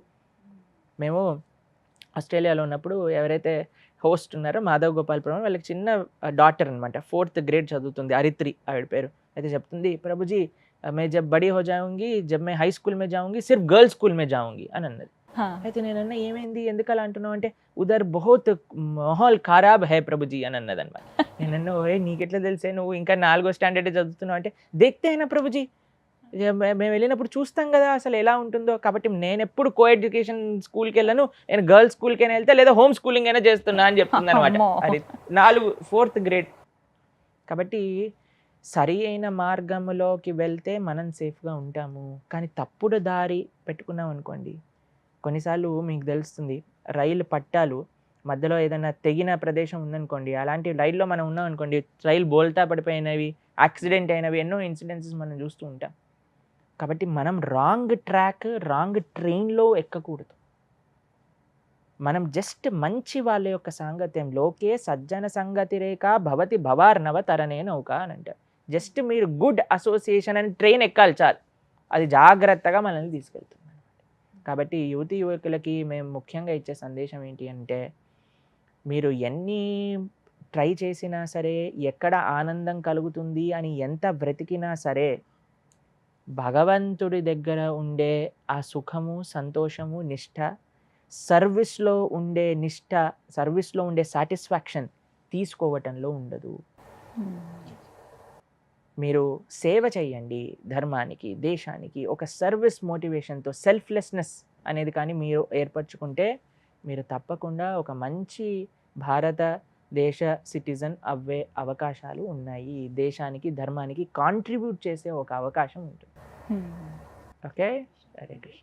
సుమన్ టీవీలో మీ పర్సనల్ అండ్ బిజినెస్ ప్రమోషన్స్ కోసం కింది నెంబర్కి కాంటాక్ట్ చేయండి.